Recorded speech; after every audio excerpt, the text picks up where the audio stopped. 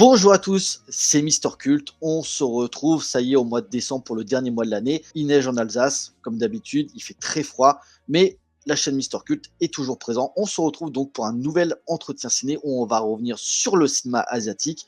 On a fait Jet Li, on a fait Bruce Lee, on a fait Jackie Chan, on a fait Donnie Yen. Bref, on a fait énormément de d'héros masculins du cinéma asiatique. Mais qu'en est-il des femmes? Et les femmes, elles ont aussi une grosse présence. Et ce n'est pas juste une, mais c'est carrément trois femmes exceptionnelles qu'on va mettre en avant ce soir avec la saga Heroic Trio. Donc Heroic Trio le premier et sa suite Exécutionnaire, tous deux réalisés par Johnny To. Et pour m'aider un petit peu dans cette analyse, j'ai avec moi l'un des gros spécialistes du cinéma asiatique qui a été très souvent présent sur la chaîne. Vous avez pu le voir de très nombreuses fois cette année, à savoir Max Pereira, et je vous l'envoie tout de suite. Bonsoir Max, comment tu vas? Ça va très bien, merci de l'invitation. Content de parler de cinéma de Hong Kong encore et je te remercie encore de le faire sur ta chaîne parce que c'est assez rare. Hein. Donc merci encore. C'est vrai, c'est vrai. Mais bon, c'est vrai que cette année, on avait fait quoi? On avait fait le syndicat du crime, on avait fait Limbo. Alors, on avait fait, c'était pas asiatique, mais ça bastonnait. On avait fait Farang Oui, aussi. Donc, Farang qui est voilà. situé en Thaïlande et qui a des bases de cinéma asiatique. Au niveau de l'ADN du film, il y a quand même du cinéma asiatique dans son ADN, c'est sûr. Et puis on avait C'est fait ça. Jackie Chan, on avait fait Bruce En Lee, live. on avait fait tout ça, donc c'est toujours Mm. bien de rappeler les fondamentaux. Puis là, comme tu fais ce soir, effectivement, des films un peu plus rares, quoi, un peu moins cités, donc ça fait plaisir. C'est vrai, c'est vrai. Et justement aussi, on va mettre un petit peu en avant un réalisateur auquel je suis pas forcément familier, en la personne de Johnny To. Alors moi, je vais pas te le cacher, Johnny To, c'est pas forcément un réalisateur qui de base me parle, surtout qu'en plus, outre les films de ce soir, j'ai pratiquement pas vu grand-chose de sa filmographie, les deux films de ce soir, et également c'était Vengeance, où il y avait Johnny Hallyday. Mmh. Comme son titre, c'était une histoire de vengeance où il Ouais, allait au Japon pour venger je crois que c'était la mort de sa fille, pour le peu de souvenirs que j'en ai, mais je le trouvais plutôt efficace. Et c'est vrai que par exemple, je crois qu'il avait fait le premier PTU, je ne l'ai pas encore vu. On m'a pas dit beaucoup de bien aussi de The Mission. Enfin ouais, bref, chef-d'œuvre, voilà. Ou chef-d'œuvre. Full Time Killer. Bref, j'ai encore beaucoup de choses à rattraper de ce cinéaste. Mais du coup, je voulais savoir un petit peu toi, de ton avis, quel est un petit peu ton ressenti avec Johnny To pour un petit peu, pour les gens qui nous écoutent et pour moi aussi me motiver un petit peu à découvrir un petit peu certains de ces films en tout cas. Bien sûr, avec grand plaisir. Je pensais que tu connaissais beaucoup mieux Johnny To, parce qu'effectivement, en France, il a été très de nombreuses fois cité, il est passé dans les festivals de Cannes, les films ont quand même été vus, donc je suis surpris, mais je vais un petit peu parler effectivement du bonhomme. En Ouais, fait, Johnny To, c'est un mec fondamental pour le cinéma de Hong Kong des années 2000. C'est vraiment le grand producteur qui a créé la grande boîte de prod, la Milky Way, qui a fait l'ADN du cinéma hongkongais des années 2000, à l'époque où c'était déjà la fin de l'âge d'or. Il y avait évidemment d'autres choses, on a déjà parlé sur ta chaîne d'Infernal Affair, on a parlé de plein de polars. Le polar revenait aussi en tant que genre, c'était une décennie de polar assez merveilleuse.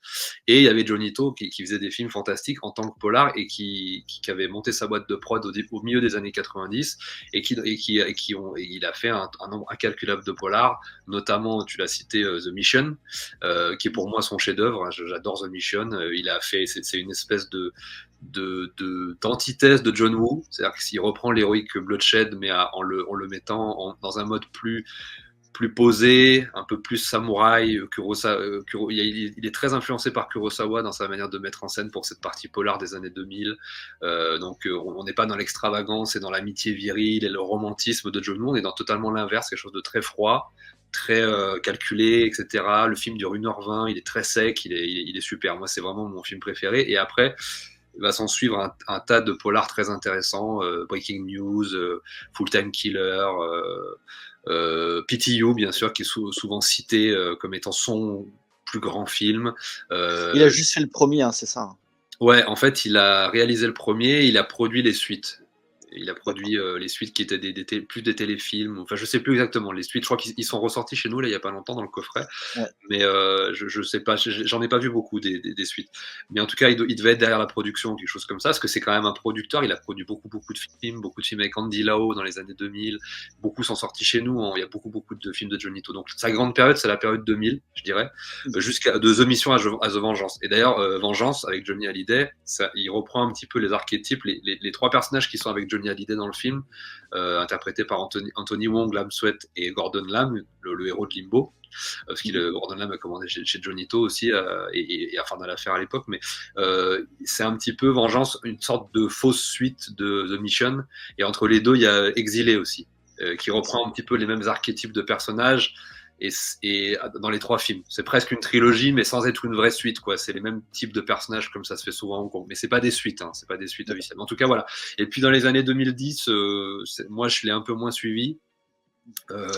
Il va être entre Hong Kong et la Chine continentale, comme tout le monde. Et puis il va faire des films plus ou moins intéressants. Moi, j'ai pas forcément la mémoire. Et en fait, de base, outre cette grande carrière de producteur et de créateur de polar des années 2000, avant toute chose, il a commencé à la TVB, donc à la télévision hongkongaise, et pendant toute la décennie, en fait, 80-90, il va être surtout un réalisateur, alors deux séries télé, et sinon, ça va être un yes man. C'est-à-dire qu'il n'aura pas encore toutes les années 80-90, enfin mi-90, ça va être à peu près 15 ans où il va se chercher et où il va surtout faire des produits de commande, en fait. Donc il va bosser pour Tsoyark, par exemple pour The Big Hit, où Tsoyark va le ramener parce qu'il a viré Andrew Kam du tournage, il a ramené Johnny To en urgence pour finir le film. Finalement, c'est Tsoyark qui va le finir, ils vont rester amis, mais ça va très mal se passer sur le tournage. Il va faire plein de films de commande, All About How Long, qui est un de ses plus premiers succès dans les années 80 avec Chow Yun-fat, mais c'est plus dû à Chow Yun-fat que Johnny To, en fait, le succès du film. Surtout qu'on connaît le côté caractériel de Tsuark aussi. Hein. Ouais, non, absolument. Et Johnny To, d'ailleurs, ça va devenir un petit peu il va prendre un peu le relais de Tsoyark dans les années 2000, puisqu'il va monter la boîte de prod Milky Way. Ça va être un peu un grand patron, un grand nabab, qui va être à la fois réalisateur, producteur, qui va faire le cinéma de Hong Kong de la décennie d'après. Donc, il va prendre un peu le relais de Tsoyark. Ça va être un peu la suite. Moi, j'aime moins Johnny To que Tsoyark. Mais c'est intéressant quand même de le mettre dans cette perspective de suite de ce grand mec, de ces grands producteurs-réalisateurs-là. D'accord. Parce que de ce que j'ai vu un petit peu de sa filmographie, c'est quand même quelqu'un qui a été très prolifique. Je veux dire, il a il a fait une filmographie assez monstre. Des fois, il faisait 4, voire 5 films par an. Ne serait-ce que l'année 93, où sont sortis les 2 films que nous avons traités ce soir. Il a fait Mad Monk, Le Vagabond, ou encore Moment of Promise 2. Donc, très prolifique, le mec. Ouais, il a fait 2 gros films avec Stephen Chow, qui sont pas les meilleurs Stephen Chow du monde, mais qui sont celui que tu as cité là, puis un autre Mad Monk, et puis Justice My Foot, qui sont très très très appréciés en Chine. Moi, ma copine, elle les aime beaucoup, mais moi, je sais pas forcément mes Stephen Chow préférés.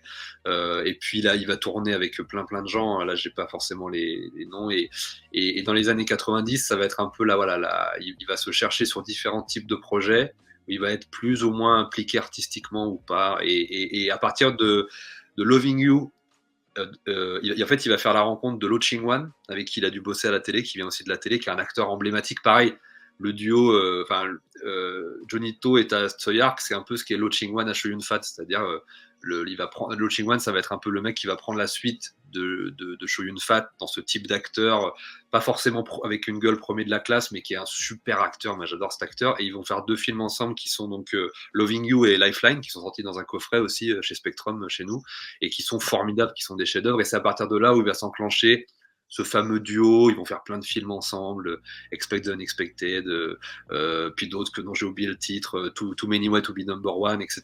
Bon, là, c'est pas Johnny To, c'est Wei Ka-fai, mais il va le produire. Et donc, voilà, il y a une espèce de diptyque entre ces acteurs et ce réalisateur. Et là va commencer vraiment la grande carrière de Johnny To. Mais avant ça, oui, il va faire plein de films différents. Donc, des fois, il n'a pas forcément la patte artistique, un peu comme les films dont on va traiter ce soir, en fait. D'accord. Et justement, ce que tu me disais un petit peu, c'est que Johnny To, c'est pas forcément un réalisateur auquel tu es ultra réceptif, parce que tu me disais, par exemple, avec The Mission, qui est un film que tu aimes, mais je veux dire, il y a quand même une certaine froideur qui, quand je te connais, c'est pas forcément ce cinéma qui te parle. T'es plus voilà, au niveau de l'action débridée et ce côté personnage vraiment froid, calculateur, très sombre. C'est pas forcément le cinéma auquel toi tu es réceptif, et pourtant tu arrives quand même. Qu'est-ce qui te dérange à certains moments dans certains films de sa filmographie? Mais c'est vrai que moi je suis un romantique, hein, je crois à l'héroïsme exacerbé, donc quand on a fait l'émission du syndicat du crime, c'est sûr que moi c'est plus ma came. Mais après je reconnais dans ce genre-là, dans ce genre resserré. En fait, il a réussi dans The Mission, je trouve, quand même, à capter l'héroïsme et le code d'honneur, mais dans quelque chose de très froid et en racontant autre chose. Et du coup, ça me parle moins à moi en tant que spectateur et au niveau de la fibre, mais disons que je vois que même malgré tout, malgré cette sécheresse et cette froideur, il a réussi à insuffler et à faire un récit de fraternité, parce que on suit la vie de 5 gangsters et il va leur arriver des trucs, et c'est malgré cette froideur, une musique synthétique très froide, tu vas voir, tu vas péter un câble sur la musique si tu l'as jamais vu. D'ailleurs, il va plus jamais réutiliser ce type de composition après, c'est vraiment un truc. Mais du coup, je trouve que ça participe au côté à la fois très froid et en même temps à vouloir. Quand même, il y a quelque chose d'héroïque à l'intérieur et de fraternel, et il y a un vrai récit de gangster. C'est très particulier comme truc, The Mission. Et puis, c'est le premier que j'ai vu aussi, donc forcément, ça a dû influencer sur les autres. Mais quand j'ai découvert ça, moi, j'aimais déjà le cinéma de Hong Kong, c'était à la fin des années 2000, parce que le film est sorti en 99, mais je l'ai découvert beaucoup plus tard que quand je l'ai découvert en DVD, beaucoup, beaucoup plus tard. Et c'était quand même une nouvelle façon de raconter, c'est une nouvelle façon de faire. Ça, je lui dois. Enfin, c'est pas un réalisateur qui me fascine, moi, personnellement, mais je dois quand même lui reconnaître un certain. Il a capté un truc, il a trouvé quelque chose. À une époque où c'était très difficile de se renouveler à Hong Kong, parce que tout avait déjà été fait. Donc c'est en ça je pense qu'il peut-être il a réussi à faire un petit peu la transition justement avec l'ancien Hong Kong et justement la nouvelle Chine qui se développait à la fin des années 90, où justement le mode de production des films avait un petit peu changé, et je pense qu'il avait peut-être réussi à trouver un petit peu le juste équilibre entre comment dire, les productions des anciens films et comment un petit peu les réalisateurs de la nouvelle génération essaient un petit peu de capter, que ce soit les polars et tout ça. Peut-être il y avait aussi un juste milieu sur ça. Comme l'avait fait Infernal Affairs, par exemple. Ouais, mais Infernal Affairs, je le trouve plus dans cette ligne-là, surtout au niveau du 3. Et il y avait des réalisateurs à l'époque, dans les années 2000, comme Benny Chan, qui nous a quittés, qui avait fait Raging Fire là, il y a quelques années. Là, eux, je les trouve plus justement dans ce mood transitoire entre Hong Kong et la Chine, rétrocession, etc. Johnny To, je trouve qu'il est resté très Hong Kong, en fait, dans la manière de faire, justement. D'ailleurs, c'est pour ça qu'après après 2010, je trouve que c'est là où il a complètement, parce que ça a complètement changé dans les années après 2010, le rapport et le cinéma de Hong Kong dans ces années-là. Donc, moi, je le vois plus comme maintenant, il est plutôt resté dans quelque chose de très HK dans l'esprit. Ouais, il n'y a pas ce côté Chine continentale que tu peux retrouver que par exemple chez Hermanio aujourd'hui. Hermanio qui fait des polars d'action, mais qui sont aussi très adaptés au marché continental. Parce qu'il y a du spectacle, parce que moi, Johnny To, c'est encore un autre truc. Parce qu'il y avait aussi beaucoup d'influences japonaises dans ces films, des films comme Judo, par exemple, qui sont. Là, c'est carrément un film sur le judo. Et c'est fantastique d'ailleurs comme truc. Mais là, on est encore à l'ère, en fait, où Hong Kong se permet des références cinématographiques hors de Chine et en même temps un peu anciennes. À la manière d'un John Woo. À la manière d'un John Woo. Ouais, par exemple, il était fan de Melville, il était fan de Polar, il était fan de cinéma français, par exemple, Johnny To.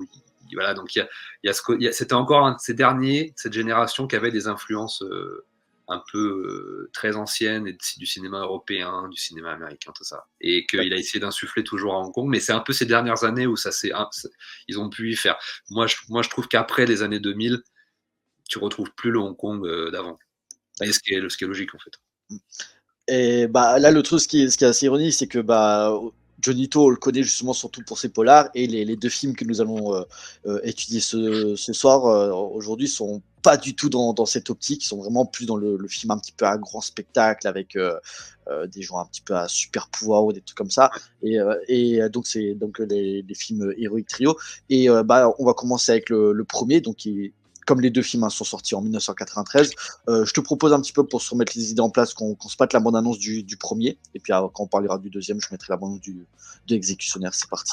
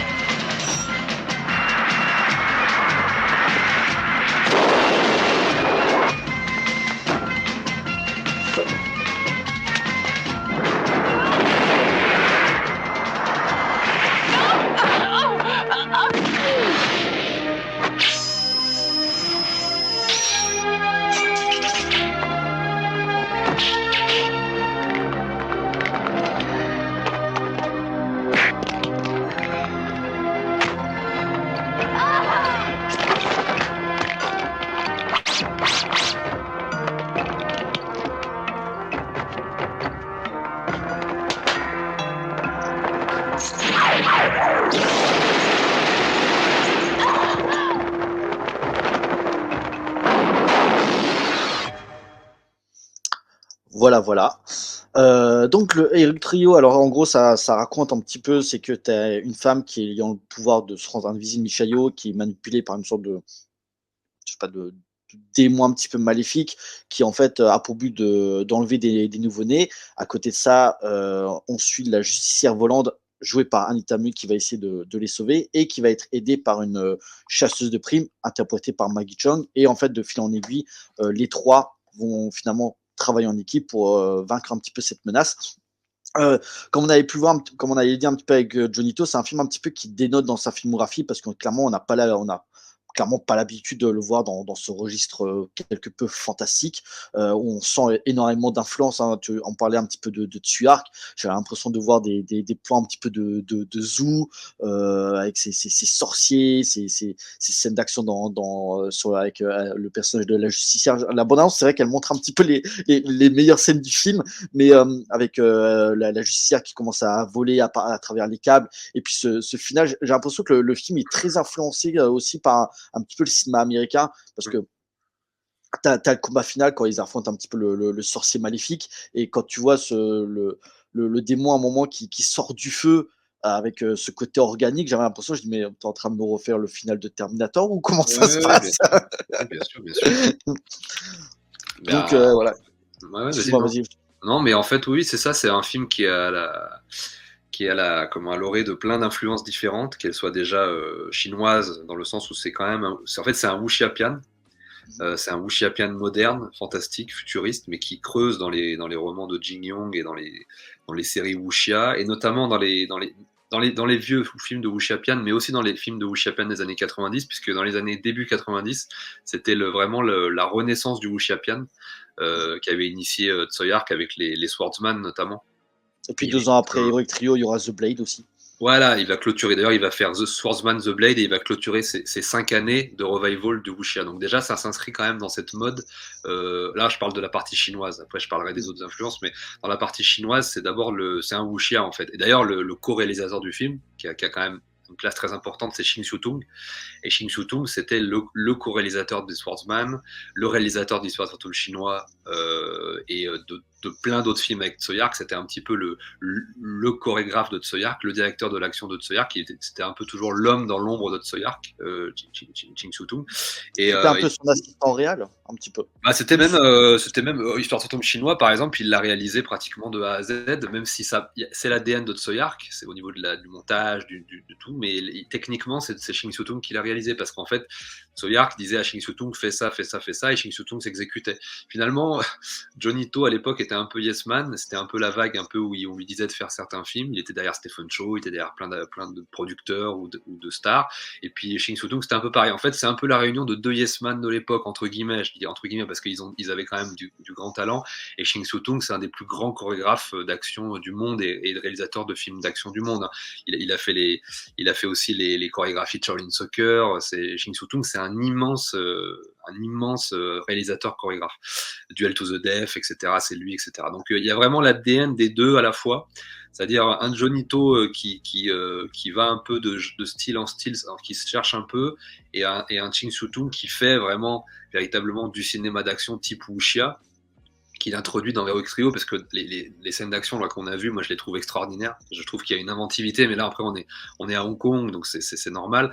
Ils puisent dans un classicisme, mais à la fois ils le font exploser dans tous les sens avec des trucs de mise en scène où la balle se rapproche, où il y a des percussions, des trucs que tu as vu dans plein de films de kung-fu, dans plein de films de Tsoyark.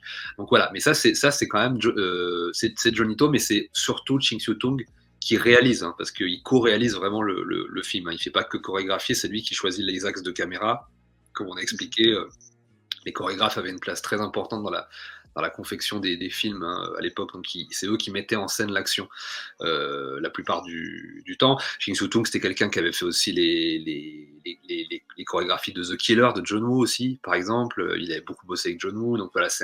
Donc des fois, on a tendance à dire, un peu pour rigoler, c'est presque plus un film de Ching Siu-tung qu'un film de Johnny To, mais c'est quand même Johnny To qu'ils ont appelé, c'est un peu lui qui a initié le truc, quand même, je crois.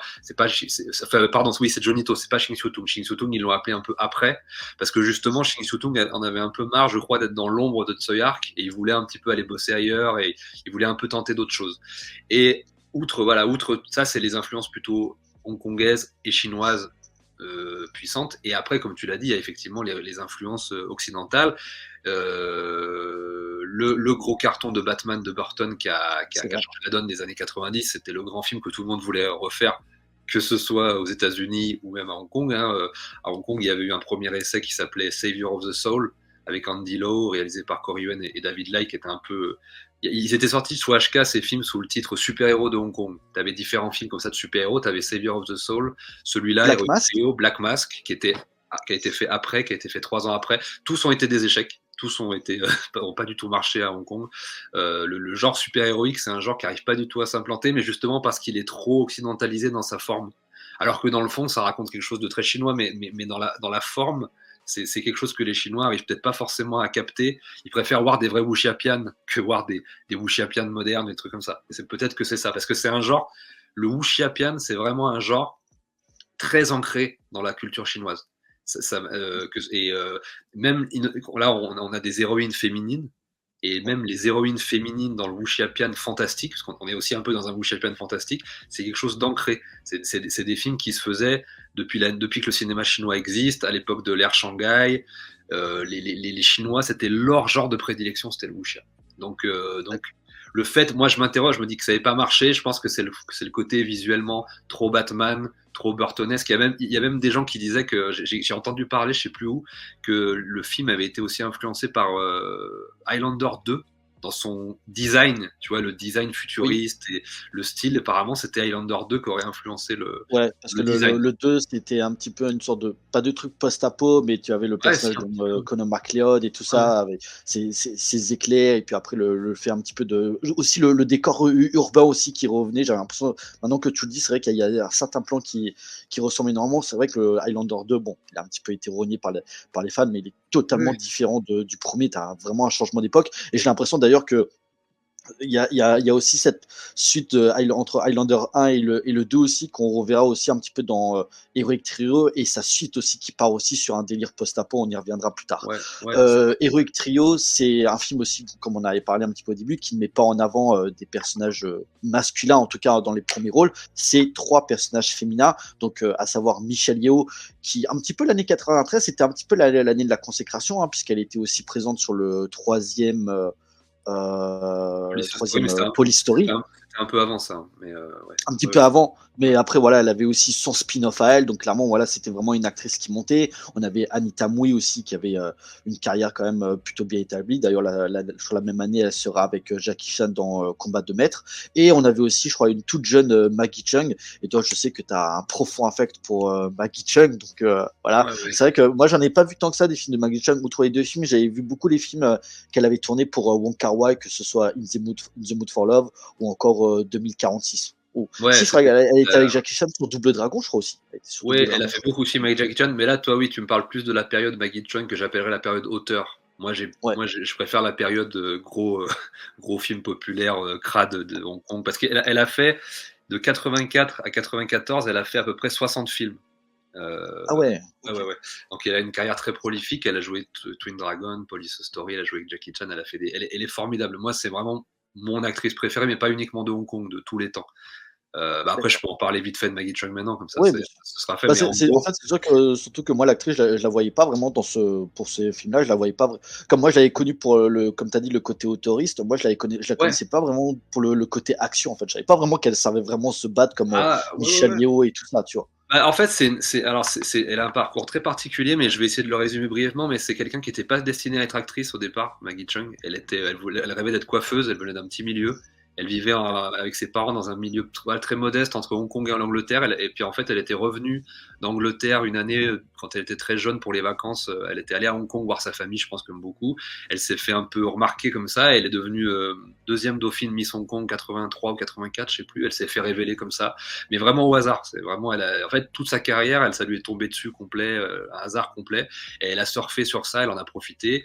Et elle disait même qu'elle en avait marre parce qu'elle enchaînait les films. Elle a enchaîné, comme je t'ai dit, 50 ou 60 films en 10 ans. Elle a eu le temps de tourner des chefs-d'œuvre du cinéma, hein, avec Jackie Chan, les Police Story, même si elle jouait les faire-valoir de Jackie Chan, c'était un de ses premiers rôles. Les films avec Wong Jing, elle a fait Green Snake, elle a tourné avec Tsui Hark.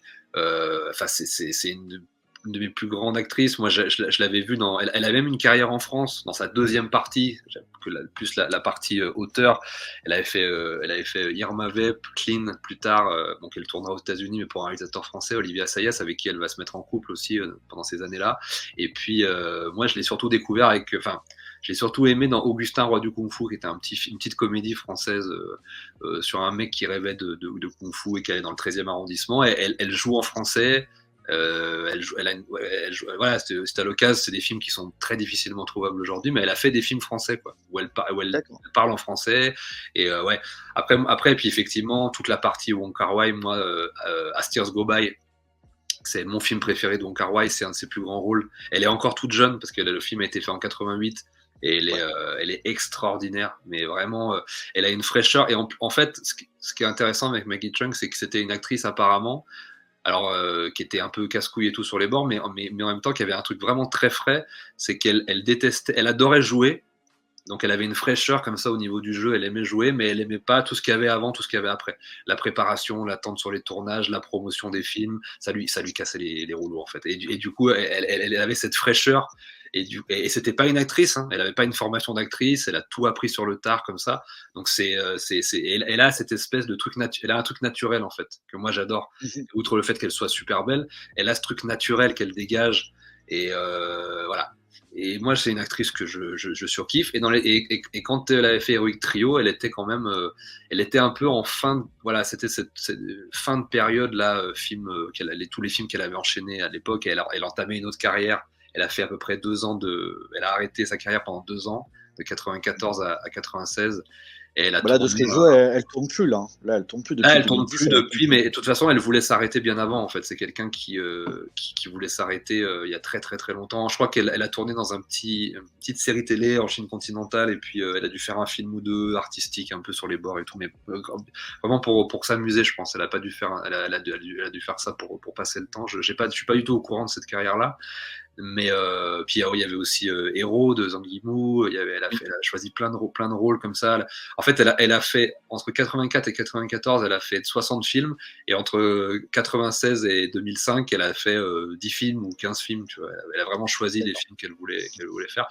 Donc voilà, moi, j'en parle pas assez souvent de Maggie Cheung, mais c'est mon actrice préférée. J'adore parce qu'elle a vraiment ce côté naturel, ce côté la rien à foutre ici dans le cinéma. Elle vient pas de ce milieu, mais en même temps, elle est fantastique. J'adore ce type de parcours. J'adore ce type de parcours. Et après, les autres à côté sont mythiques aussi, hein. Nous, on connaît surtout Michelle Yeoh chez nous, encore plus aujourd'hui avec Everything Everywhere, parce qu'évidemment, puis on la connaissait déjà de Tigre et Dragon. Elle s'est fait révéler avec les Sens du Devoir. Elle est passée avec Jackie Chan. C'était un petit peu le Jackie Chan féminin. Elle a fait un James Bond. Elle a une carrière fantastique. Enfin voilà, Michelle Yeoh, c'est une légende. C'est une grande légende. Et d'ailleurs, à l'époque, c'était un petit peu comme tu as dit, son revival. Elle avait commencé dans les années 80, elle s'était arrêtée, puis là, elle revenait aux affaires, avec des films très intéressants. Et elle choisissait un peu mieux ses projets et tout. Grande carrière. Et puis, pour moi, la grande. Là, le personnage principal de Heroic Trio, la grande héroïne, en fait, c'est Anita Mui. Et Anita Mui, c'est vraiment. C'est plus qu'une actrice, c'est une chanteuse, et c'est la chanteuse. C'est l'icône absolue féminin du cinéma de Hong Kong. C'est-à-dire qu'à Hong Kong, pour situer un petit peu, il y a deux statues de stars à Hong Kong. Il y a la statue de Bruce Lee pour les hommes, et il y a la statue d'Anita Mui pour les femmes.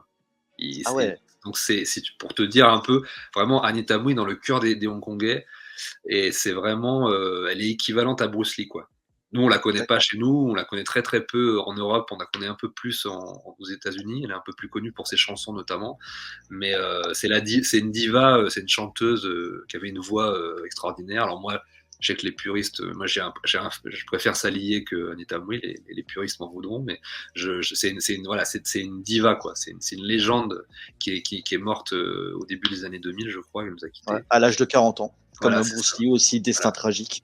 Elle a eu sa, voilà, c'est ça. Elle a eu sa carrière, elle a eu sa série télé là, son biopic là, il y a pas longtemps, qui est sorti il y a quelques années aussi, qui est dispo sur Disney Plus là, qui est sorti. Ouais. Euh, Bah là, il y a aussi au cinéma, là, enfin, au cinéma, il n'est pas encore sorti, mais il y a le biopic aussi qui est sorti, je crois, cette ouais, année, là. en fait, en fait, il y a deux versions de ce biopic. Il y a une version ciné puis une version série. En fait, je sais plus, c'est un bordel. Moi, j'ai vu la série, j'ai pas vu les films.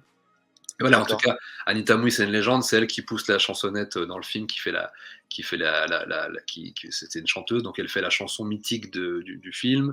Elle va avoir un prix, je crois, pour la chanson. Le film, voilà, je crois il va être nominé dans pas mal de trucs et il aura un prix par rapport à la musique, je crois, il me semble, mais ça, je m'en souviens plus trop. Mais en tout cas, voilà, ces trois actrices-là, c'était les trois des plus grandes de l'époque, même si on avait d'autres, mais c'était vraiment les trois plus grandes. Et à la base, ils voulaient prendre des acteurs. Hein. Il ne devait pas y avoir des femmes, mais comme en fait c'était un film, alors c'est un gros budget pour le cinéma de Hong Kong, mais ça reste quand même un budget parce qu'il y avait des décors, il y avait des trucs, donc ils ne pouvaient pas se permettre de prendre des méga stars parce que les hommes étaient plus payés, tu vois, que les femmes.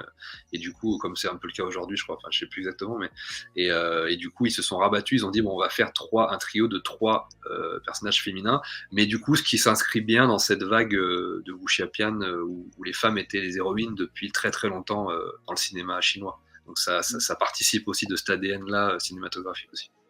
Après, malheureusement, malgré l'aura de ces trois actrices, le film n'aurait pas eu le succès escompté. Il aurait été un petit peu boudé à sa sortie. Bon, ça n'empêchera pas de faire une suite après. Par contre, de ce que je vois aussi au niveau du casting, il n'y a pas non plus.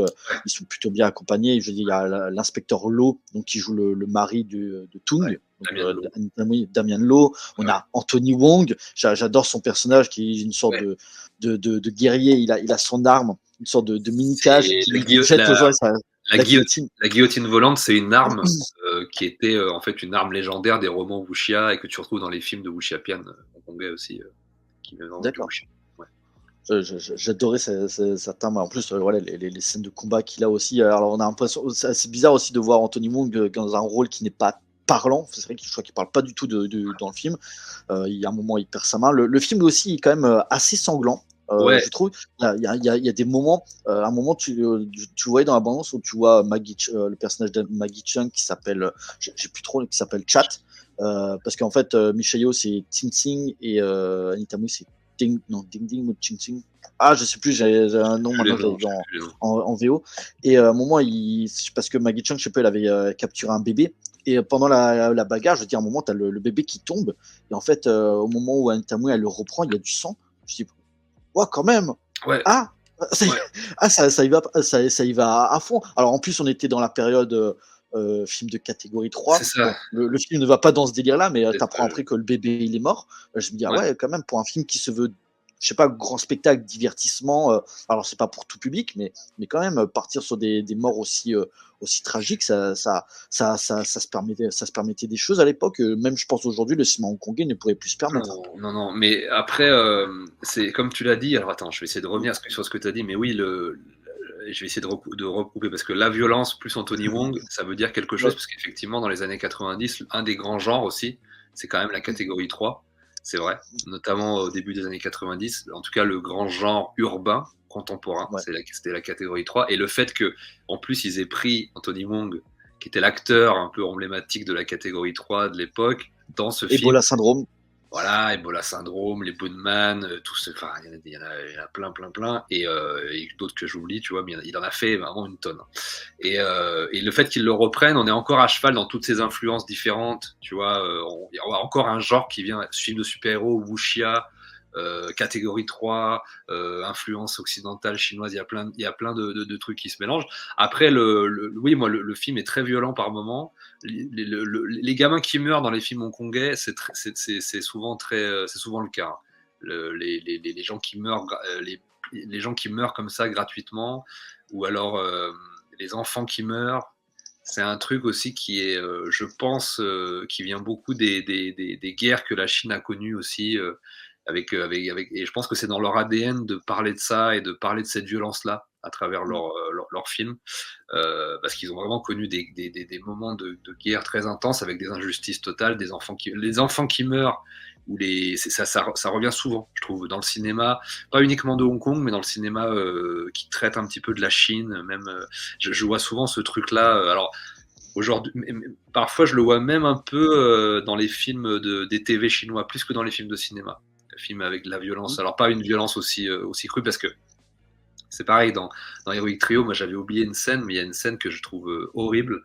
Je l'avais revu au cinéma, il était repassé sur Paris en 4K d'ailleurs, c'était sublime, j'ai trop kiffé le revoir. Et à un moment donné, comme tu l'as dit, il y a un méchant eunuque, donc, qui veut reprendre la Chine impériale d'antan et qui veut revenir à la surface, qui vit en sous-sol et qui veut recréer la Chine d'antan. C'est un petit peu la réminiscence fantasmatique et zombiesque de la Chine d'avant, impériale et tout. Donc il sacrifie des enfants, il boit le sang des enfants, c'est une espèce de secte en fait. Ouais. Et Michelle Yeoh d'ailleurs est méchante au début du film, elle lui ramène des gosses et tout ça. Et il y a un groupe de gosses qui sont un petit peu les esclaves de l'eunuque, et qui sont complètement possédés. Et il y a une scène, tu sais, moi j'avais oublié cette scène, elle m'avait marqué parce que j'avais pas, tu vois, j'avais voulu la sortir de mon esprit. À un moment donné, ils descendent dans la grotte du méchant, tous ensemble et tout, et t'as Maggie Chung, elle balance je sais plus, elle dit, oh putain, mais ces enfants sont possédés, on peut rien faire pour eux, machin. Ah bah tiens, bah, on va les sacrifier. Et en fait, elle balance un truc de dynamite. Et tu vois les gamins qui explosent, qui sont en train d'uriner, mais c'est horrible, mais c'est vraiment dégueulasse. Mais j'avais complètement oublié cette scène, mais c'est une scène absolument dégueulasse. Je l'avais complètement zappé. Moi, je me souvenais aussi du moment où tu vois aussi Michelle Yeoh, où elle voit les gosses qui sont en train de bouffer de la chair humaine aussi. Ouais. Un petit peu avant. Ah ouais, ça allait loin. En fait, comme les gosses sont possédés, il les bute, quoi. Mais voilà, il essaie pas de les sauver ou de faire un exorcisme, comme on pourrait faire chez les buts, quoi. Parce qu'ils disent c'est sauvable, c'est fini, machin. Mais voilà, ça c'est un truc, je pense que tu peux faire dans le cinéma chinois que tu peux pas faire chez nous. On a une morale un peu plus chrétienne avec. C'est pas tout à fait la même culture et la même vision. C'est-à-dire que tu peux plus sacrifier des gosses dans un cinéma parce que c'est propre à l'histoire et à plein de trucs. Et à la collectivité, au collectivisme, il y a plein de trucs comme ça. D'ailleurs, ça ira encore plus loin dans le deuxième, dont on va parler après.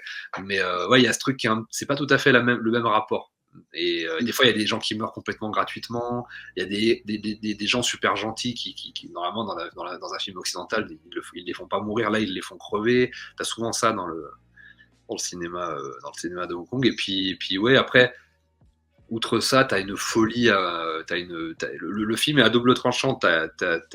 C'est un film qui caractérise bien le cinéma de Hong Kong de cette époque, qui part un peu dans tous les sens, qui a des excès un petit peu, qui est à la fois par moments très maîtrisé, puis à la fois complètement borderline sur plein d'aspects de réal.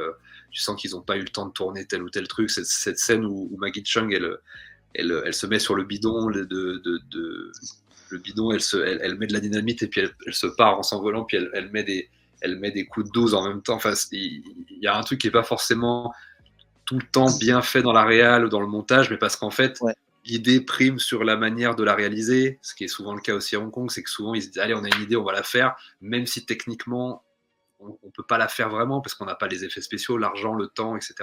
Donc il y a aussi ce truc-là, ouais.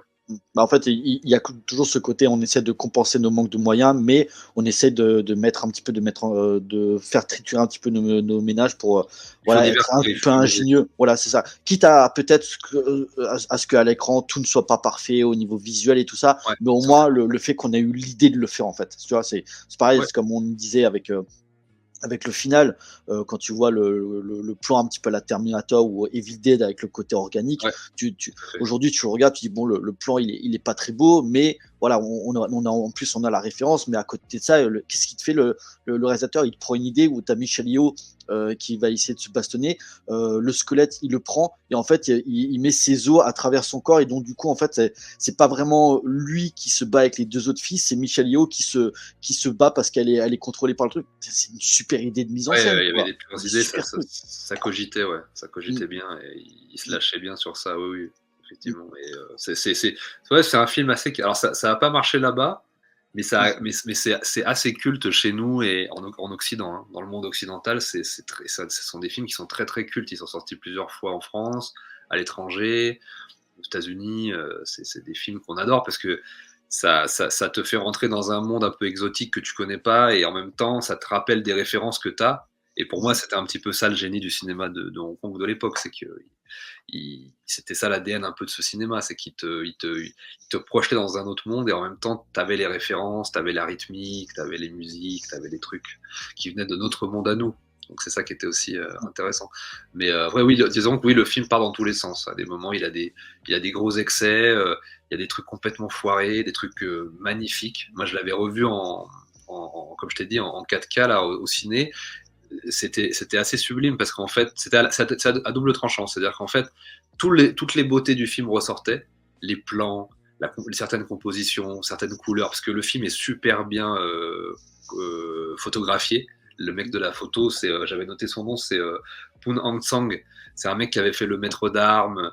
Il avait fait des films avec Stephen Chow, avec Jackie Chan. C'est un pur gars. Et donc vraiment le côté visuel du film est magnifique. La photo, les décors, la production design, tout le côté graphique et tout, c'est très intéressant. Donc là, c'était en 4K, c'était vraiment leur boulot était vraiment bien ressorti. D'ailleurs, c'est presque le boulot le plus intéressant, je trouve, sur ce film-là. C'est cette atmosphère particulière qu'ils ont réussi à recréer avec ces deux mecs-là. Et puis par moment, par contre, tu vas avoir des inserts complètement à l'ouest où tu sens qu'ils les ont tournés très rapidement, un peu à l'arrache, un peu par manque de temps et puis les câbles tu les vois maintenant avec la 4K remasterisée, tu les vois tout le temps quoi, tu les vois à chaque ça c'est assez problématique, tu vois. Je pense au particulier où tu as sûrement le personnage de Michel Yeo qui au début, tu sais, elle essaie de kidnapper le bébé je crois, du maire de la ville, et tu as donc la justicière qui débarque tu sais, à l'hôpital, ça commence à se bastonner, et à un moment tu as ce plan, tu sais, où elle lance une sorte de shuriken, et genre Ouais. en fait tu sens qu'elle le blesse, et tu dis bon, le plan est pas très bien maîtrisé, tu sens qu'au niveau visuel il y a un truc qui va pas, donc Bien sûr, un bien truc sûr. comme ça, et puis le fait quand elle s'envole avec les câbles électriques et tout ça, bon, voilà, ça peut prêter à sourire, mais nous qui sommes habitués à ce cinéma-là, Oui, on a l'habitude. oui, c'est vraiment un cinéma à voir comme du cartoon par moment, Mm. dans Ah le ouais, bon le film se spectacle. revendique à fond, hein. Presque une esthétique comics. Et il faut pas forcément voir les détails. Si tu commences à voir les détails à Hong Kong, tu peux voir que les films d'auteur ou les films ou les grands polars un peu réalistes comme ça. Mais le changement de ton, le bordel de production, les choix qu'ils font à droite, à gauche, les changements d'acteurs, les acteurs, c'est tellement chaotique que si tu te détaches pas de ça, ça va être très compliqué. Donc ça vraiment, voilà, on dit aux gens aussi, faites attention. Enfin, si vous voulez apprécier du cinéma de Hong Kong, passez les détails. Parce que de toute façon, si vous êtes dans. Et d'ailleurs, c'est aussi pour ça que c'est un cinéma qui prend pas par moment aussi, c'est que les gens, on a une manière de voir en Occident qui est différente. On va avoir tendance à vraiment, en plus aujourd'hui, avec le côté crédibilité, la suspension d'incrédulité qu'on a plus. Tu vois, il y a tout ça qui rentre en jeu aujourd'hui. On veut voir des trucs très réalistes, inspirés d'histoires vraies, tout ça. Donc, l'œil est vraiment différent. Donc, il faut vraiment voir ça comme du spectacle et du divertissement et presque un film d'animation en live, quoi. Souvent, les films de Hong Kong, Ouais. c'est ça.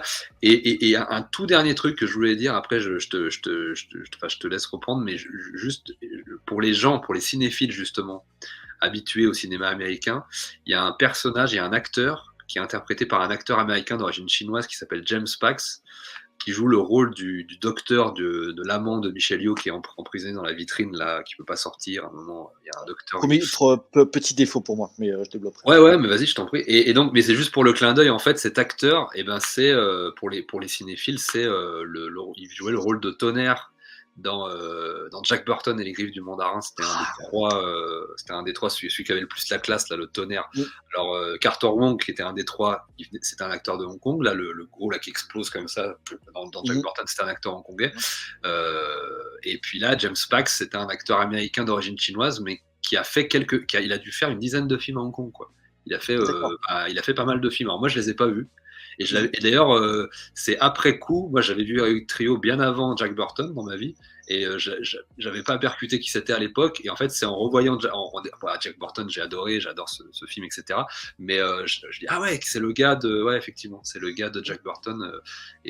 Voilà, et il disait sur le tournage que parce qu'il avait une manière de jouer qui était plus pas du tout comme on fait à Hong Kong. À Hong Kong, les acteurs sont un peu considérés comme des objets, c'est-à-dire que tu fais ce que le réalisateur te dit de faire et comment le faire.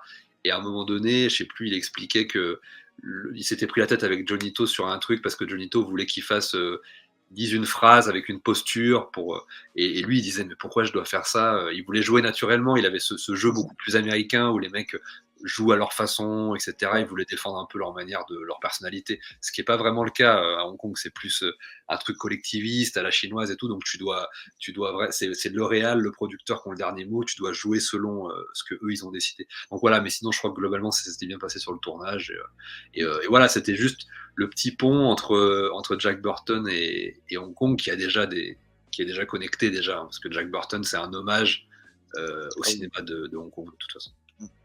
Je connais mon amour pour John Carpenter. Et c'est moi aussi d'ailleurs. Ce que je vais revenir, c'est que c'est vrai que, comme tu disais, le film, il a peut-être petits défauts au niveau des inserts, au niveau du montage, mais voilà, il y a une certaine générosité. Par contre, malgré sa courte durée, je trouvais qu'il y a certaines choses au niveau du scénario qui sont un petit peu bordéliques. Là, justement, tu parlais un petit peu du personnage de James Pack qui joue le scientifique. Je trouve que dans le film, un petit peu la relation qu'il y a avec Michelle Yeoh, elle est pas très claire. Est-ce qu'ils sont collègues? Est-ce qu'ils sont amants? Ils sont amants. On sait pas trop parce que en fait la relation amoureuse elle est pas spécialement plus développée que ça dans le film. Il y a ce côté aussi où en fait, comme tu as dit, en fait, il est enfermé dans une salle, il commence à saigner du nez, mais tu sais pas trop pourquoi, parce que moi, au début, je pensais peut-être qu'il mettrait parce il mettait en fait la tenue invisible, je pensais que c'était peut-être lui, tu vois, mais en fait, pas tant que ça, je trouve qu'il y a certains trucs que peut-être que le film aurait peut-être dû durer beaucoup plus longtemps et que peut-être ça aurait amené un petit peu à développer certains arcs, ou pareil, il y a aussi des fois des trucs que je comprends pas avec le personnage de Maggie Cheung. À un moment, c'est une chasseuse de primes, et puis après, à un moment, il y a des tensions avec la police. D'ailleurs, à ce qu'il paraît, ces scènes-là n'avaient pas été très appréciées à Hong Kong, hein, le fait un petit peu qu'elle se rebelle contre l'autorité. Il y a des trucs je trouve qui sont pas très clairs. Je pense que peut-être le film aurait peut-être gagné à avoir 15-20 minutes en plus, un petit peu pour développer un petit peu certains actes. Parce que c'est vrai que le film est très court, hein, de ce que je vois, il dure même pas 1h30. Donc le deuxième dure un peu plus longtemps. Ouais, mais d'ailleurs, c'est souvent. Ouais, alors ce que tu dis, c'est propre aussi au cinéma de divertissement de Hong Kong de l'époque. C'est pas forcément développer les personnages. Par moment, t'avais des trucs à Hong Kong qui se passaient, c'est que les versions taïwanaises duraient plus longtemps. Donc, t'avais plus de scènes et de développement de personnages. Là, pour Heroic Trio, je crois qu'ils ont mis tout ce qu'ils avaient tourné, je crois, hein, parce que c'était un tournage très compliqué avec des décors c'était très rare, hein, ce type de film à l'époque, dans des décors pareils. Je sais plus ce que tu me disais sur James Pack, la relation. Ouais, en fait, c'est le grand personnage sacrificiel et romantique du film, voilà. Je crois qu'il développe il développe la tenue. La tenue invisible. Ouais. Et puis du coup, ça fait des radiations et lui, il protège. Ouais, c'est un personnage tragique en fait. C'est peut-être pas forcément très bien expliqué. Moi, j'ai tellement l'habitude que je le comprends comme ça. C'est des scènes que j'aime bien, moi. Ouais, c'est le grand personnage tragique et sacrificiel des films chinois. Et puis Maggie Cheung, pareil, ouais, c'est l'espèce de mercenaire un peu peste, quoi, qui se elle en fait des caisses. Elle en fait des caisses. Ouais. D'ailleurs, c'est pas forcément le rôle que je préfère. J'aime pas trop quand elle fait les pestes. Je préfère quand elle est un peu plus gentille. Mais après, elle est tellement belle que moi, voilà. Et puis, elle est tellement cool, surtout. Elle est super cool. Elle a une apparence, parce que les deux personnages, Michelle Yeoh et Anita, sont plus super-héroïnes wuxia. Plus super-héroïne pour Anita Mui, et puis plus wuxia pour Michelle Yeoh, martial. Et elle va plus être la meuf avec un gun, quoi. Avec un gros pompe. Le contrepoids avec l'époque moderne, presque. Ouais, elle est vraiment ancrée dans le truc. C'est le personnage le plus moderne qui aime l'argent, qui aime la thune, et qui va comprendre son statut héroïque plus tardivement. Alors que Anita Mui et Michelle Yeoh, d'ailleurs, ces deux personnages se connaissent à la base. Elles ont grandi ensemble et elles ont pris deux chemins différents. Et après, elles se retrouvent. Mais Maggie Cheung, c'est un petit peu la troisième. D'ailleurs, c'est pas le personnage c'est pas le personnage le plus intéressant, Maggie Cheung, en fait, dans Heroic Trio. Elle est presque plus intéressante dans le deuxième, presque. Je trouve alors que Michelle Yeoh va être beaucoup moins intéressante. C'est vraiment Michelle Yeoh le problème dans le deuxième, je trouve. Je crois Anita Mui et Michelle Yeoh, je crois que leurs personnages, je crois qu'elles sont sœurs, hein, si je dis pas de elles bêtises. sont sœurs ou elles ont grandi Ouais. dans la même école ou un truc en tout cas, parce que sœur, en Chine, ça peut avoir ça peut être une sœur de sang, puis ça peut être une sœur d'armes ou une frère de sang ou frère d'armes. Ça peut être aussi, tu peux être sœur. Jackie Chan et Yuen Biao et Sammo se considèrent comme des frères, mais c'est pas des frères de sang, mais ils ont passé des épreuves qui font qu'ils sont. La notion de frères et sœurs en Chine, c'est encore autre chose par rapport à ça. Mais oui, il me semble que c'est un truc comme ça. Elles ont choisi deux chemins différents. Donc c'est vraiment ces deux personnages-là dans le premier, le cœur du film. Et Maggie Cheung, c'est un petit peu l'emmerdeuse qui vient gripper un petit peu la machine et raconter deux, trois conneries. Et puis c'est un petit peu elle qui fait des blagues et qui est un peu le côté aussi comique aussi du film. Mais moi, je me souviens que pareil, le changement de ton est compliqué aussi dans Heroic Trio parce que la première scène, c'est presque une scène de comédie. Quand ils viennent visiter la baraque, Oui, il y a un côté très comédie, mais je me rappelle dans la salle, il y avait des gens qui étaient sortis, quoi. Mais vraiment, à la première scène, ils en pouvaient plus, ils pouvaient pas voir ça, ça faisait trop. Tu vois, ils se disaient, mais attends, c'est un film de super-héros, c'est une comédie, c'est un wuxia, c'est un truc des années 50, il y a une bagnole. Ils comprenaient pas, c'était trop pour eux, en fait. Mais quand t'aimes cette énergie avec tout ça, moi, j'adore ce type de truc. Mais c'est vrai que cette scène, elle est un petit peu déconcertante. Tu dis, c'est presque une scène de comédie au milieu d'un film qui après va être très sérieux, très violent, avec des gamins qui meurent. Mais bon, c'est Hong Kong, quoi. Enfin, c'est le Hong Kong de cette époque-là, en tout cas. Donc, c'est magique à ce niveau-là. Ouais, après, ouais, comme tu l'as dit, ça part vraiment dans la surenchère. Il y a ce fameux moment qui est un petit peu le moment le plus impressionnant, la scène dans la gare, avec le personnage d'Anthony Wong qui capture les gants, et puis après, tu as les gens, et puis après, tu as le train qui débarque. En plus, ce que j'aime beaucoup aussi, c'est que Johnny To, il arrive aussi un petit peu à avoir ses plans un petit peu pour iconiser. Il suffit juste de voir un petit peu à chaque fois les mouvements de Tony Wong, à chaque fois qu'il se bat, il prend tout le temps un petit peu la pause et tout ça. Vraiment, ce plan, il y a aussi un petit peu un humour noir qui me parle, genre un moment quand il se bat avec Michel Yeoh, et à un moment sans faire attention, genre il lui coupe un des doigts et genre ah mince, j'ai perdu des doigts. Ah ouais. Il y a ce côté un petit peu délire gore vraiment qui ressort. Et moi vraiment, quand j'étais pas forcément habitué un petit peu à ce cinéma de divertissement hongkongais, en tout cas d'avoir une grosse patte graphique assez forte. Moi j'aime bien quand il y a le divertissement, comme quand ça se bastonne comme ça, mais là de voir vraiment un Wuxian avec des gens qui ont des super pouvoirs, des sorciers maléfiques, mais de partir dans une violence graphique. Peut-être, comme tu l'as dit aussi, on était avec les films de catégorie 3, on se lâchait. Mais je veux dire, par exemple, 10 ans auparavant, quand Tsuar qui faisait Zoo, ce que je me souviens, d'ailleurs, le Zoo vient de sortir en Blu-ray, il va falloir que je me le prenne. Je me souvenais pas qu'il y avait une patine aussi violente. Donc, je pense que c'est peut-être aussi une période qui se propageait. En plus, là, Anthony Wong, la même année, il sera chez John Woo pour Hardboiled aussi. Ouais, de toute façon, c'était une époque un peu de. Il restait 4 ans avant la rétrocession. Donc, c'était la période catégorie 3. Ils savaient pas trop, quoi. Donc, ils se disaient faisons un max de trucs, faisons tout ce qu'on peut faire. Et puis, voilà. S'il y avait un peu cet état d'esprit, un peu allons-y et on verra. Parce que foutu pour foutu, on sait pas ce qui va se passer après, machin, on y va. Donc, il y a une espèce d'explosion au début des années 90, comme ça. Je veux dire.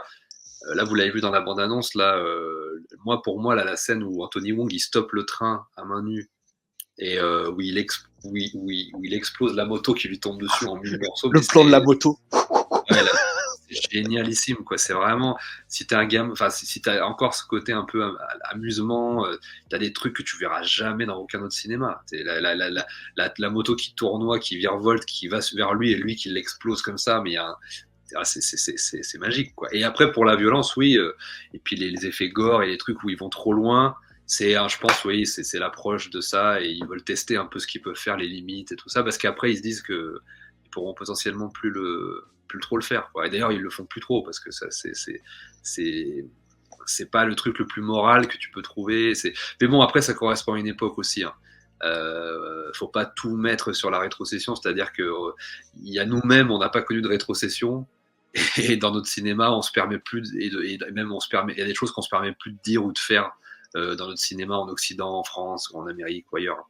Donc c'est aussi dû à une certaine époque aussi, où on pouvait peut-être être un peu plus libre de dire autre chose et de faire autre chose et de pousser certaines limites, quoi. Je pense que c'est un peu un mix des deux. De ce que je peux voir aussi au niveau du casting, on va peut-être un petit peu clôturer avec ça. On n'avait pas trop parlé aussi, justement, un petit peu du gros méchant un petit peu du film, qui est joué par Alors, c'est Yen Chi-kwan, Ouais, le maître du mal. Je pense que c'est aussi quelqu'un qui a une grosse carrière à Hong ouais, Kong. Yan Chi Kwan, le méchant de La Hyène Intrépide avec Jackie Chan, Mhm. et le D'accord. méchant de Forceman. Il était une fois en Chine avec Mm. Jet Li. Donc acteur martial extraordinaire. Mm. D'accord. Mm. Pour finir un petit peu, c'est pour toi. Bon, on a un petit peu parlé du casting, de la mise en scène. C'est quel vraiment toi qui, en pur vraiment fan d'action, c'était quoi là, un petit peu vraiment le moment qui t'avait le plus marqué dans le film? Est-ce que c'était même outre les scènes d'action, est-ce que c'est peut-être une scène intimiste qui t'avait vraiment plus marqué, ou c'était vraiment il y a un moment en particulier?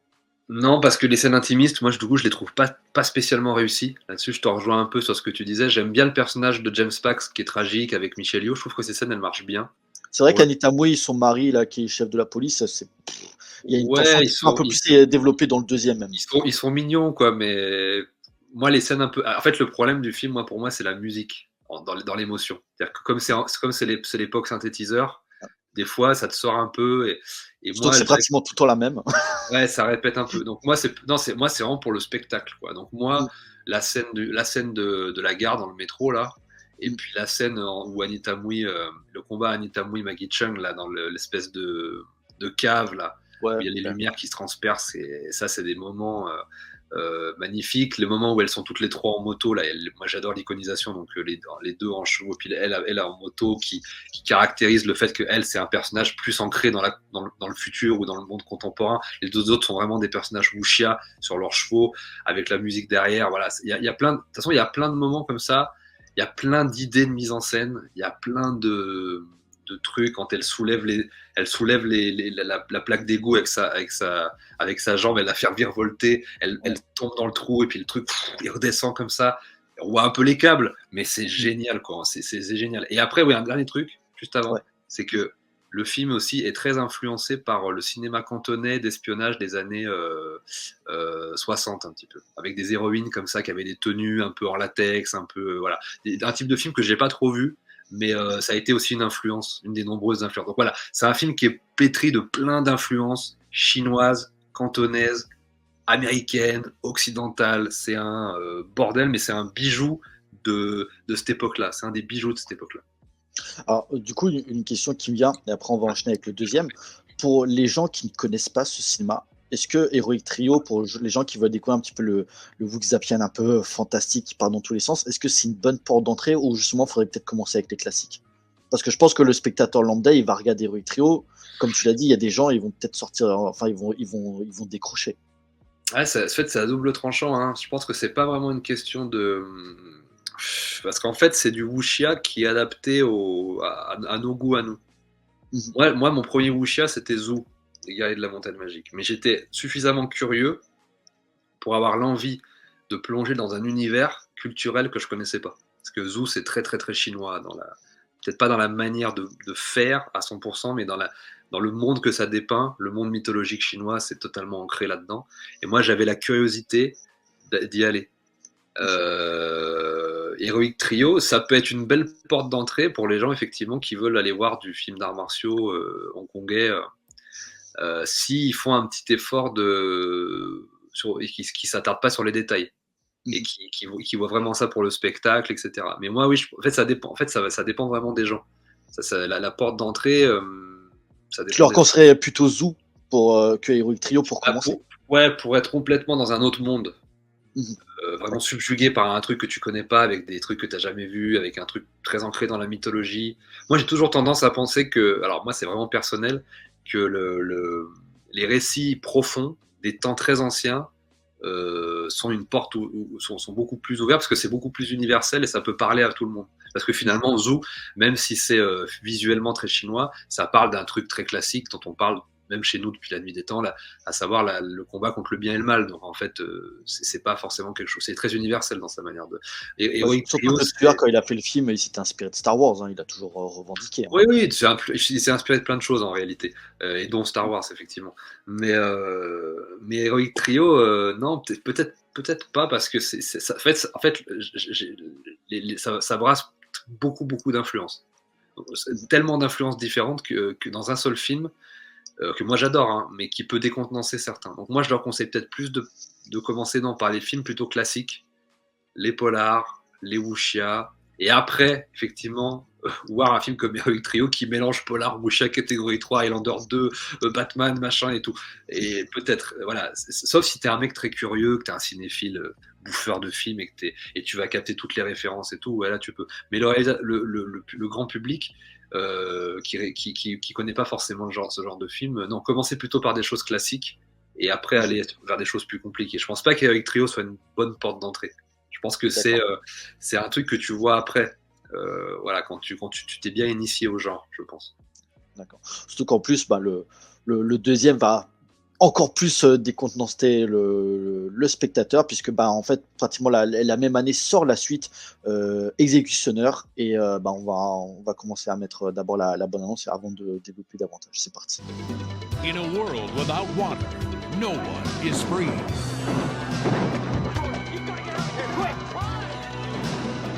For a city held hostage, they're the only hope.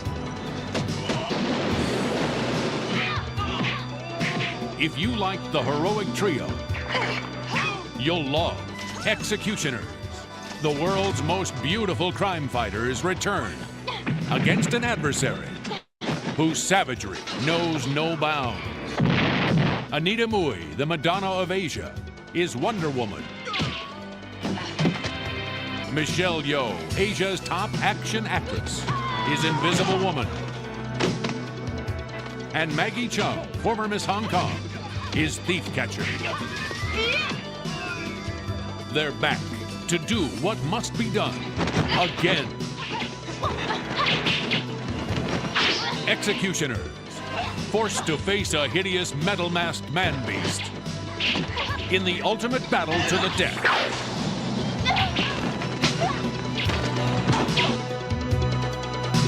It's more acrobatic action, more explosive entertainment, and more firepower than ever. Don't miss Executioners. Ah, ça change les bandes annonces américaines, hein. Ah ouais, mais du coup, le film est plus cool que. Enfin, la bande annonce est plus cool, ouais. Du coup, dans cette suite, en fait, le film, déjà on sentait le mélange des genres dans le premier, mais là en plus il actionne un truc un peu plus post-apo, hein. Clairement, j'ai l'impression de voir aussi comme l'avait fait le premier, entre la distance thématique entre le premier et le deuxième Mad Max, où là on est vraiment dans un futur qui se veut post-apo, mais pas trop en fait, où en fait l'eau devient une denrée rare, et puis le trio va se reformer pour contrer une menace assez reconnaissable avec cet homme masqué pour un petit peu libérer la ville. Je l'ai revu hier soir, donc c'est encore un petit peu tout frais pour moi, mais c'est vrai que j'avais autant tu pouvais un petit peu pardonner les faiblesses scénaristiques du premier volet, parce que voilà, il y avait un tel spectacle vraiment généreux. Le deuxième en a aussi, mais j'ai trouve quand même qu'elles m'ont, je trouve moins marquante. Le film prend énormément de temps pour développer tous les quiproquos politiques. Je trouve que ça prend énormément de temps. Il y a cette scène au début, cette scène de manifestation. Je trouve que le film aussi, personnellement, a des scènes un peu plus, j'ai pas envie de dire ridicule, mais c'est vrai que vraiment elles m'ont un petit peu mis mal à l'aise, que ce soit la scène avec parce que il y a aussi les personnages en fait ont un petit peu une évolution. Le personnage d'Anita Mui a arrêté son héros de Justicia puisqu'elle est devenue maman.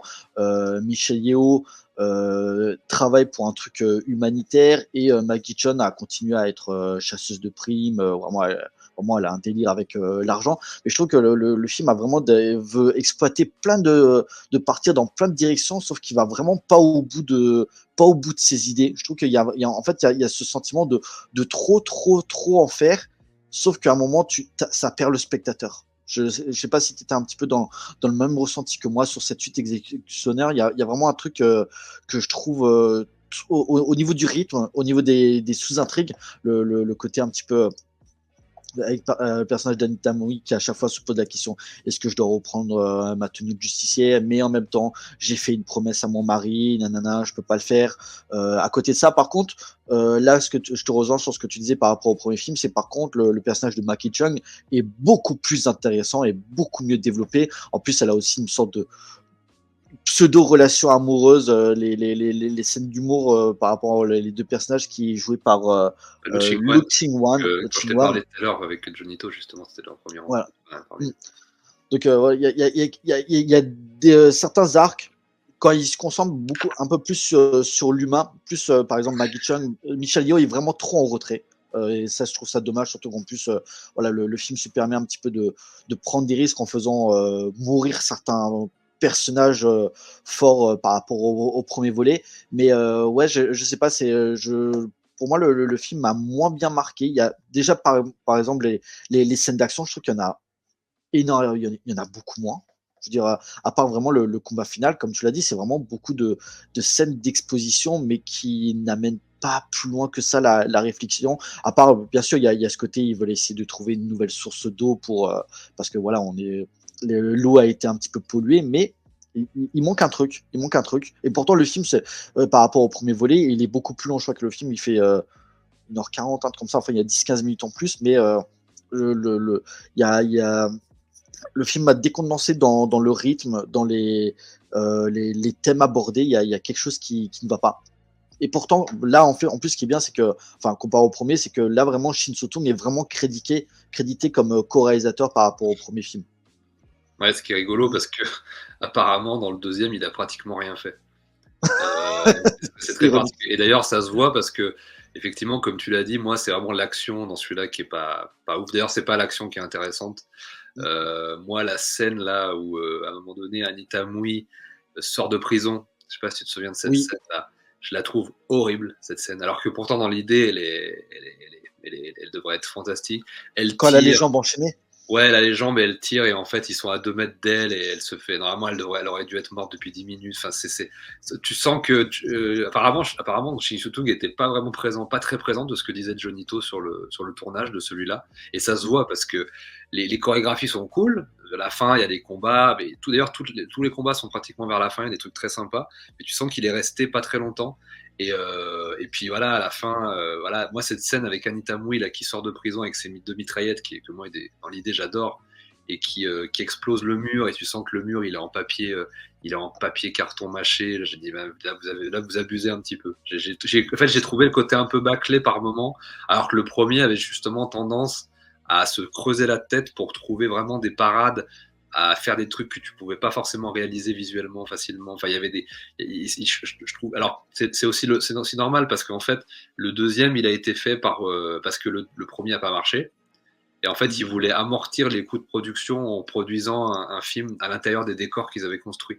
Donc, garder les décors, les costumes, les machins, et rentabiliser avec un deuxième. Je crois que le deuxième a encore moins marché, mais à la base, c'était parti sur ça. C'est-à-dire qu'en fait, ils voulaient limiter la casse en tournant cette suite dans les décors qu'ils avaient investis, parce qu'ils avaient investi tellement d'argent pour le premier, ça avait tellement pas marché, qu'en fait ils se sont mis à... C'était ça l'idée en fait, au départ. Donc c'était un truc complètement de problème de production pour amortir un petit peu le choc en fait de la production du premier. Donc c'est vraiment pas un truc où thématiquement, s'ils avaient pensé partir dans une direction ou dans une autre, je pense qu'ils se sont un petit peu collés à l'actualité qu'il y avait avec les histoires de la Chine continentale, Tiananmen, tous ces trucs qu'il y avait à l'époque, les inquiétudes de Hong Kong, tous ces trucs-là. Mais d'ailleurs, ça dénonce pas que ça. Le film, en fait, dénonce un petit peu le totalitarisme en règle générale. Et d'ailleurs, je trouve qu'il dénonce beaucoup plus le totalitarisme républicain de l'ère justement parti communiste, quoi. La Chine un peu d'avant, la Chine de Chiang Kai-shek, la Chine républicaine, la nationaliste, plus que, en tout cas dans les costumes, dans la manière dont je vois plus ce truc-là. Et il dénonce voilà la corruption.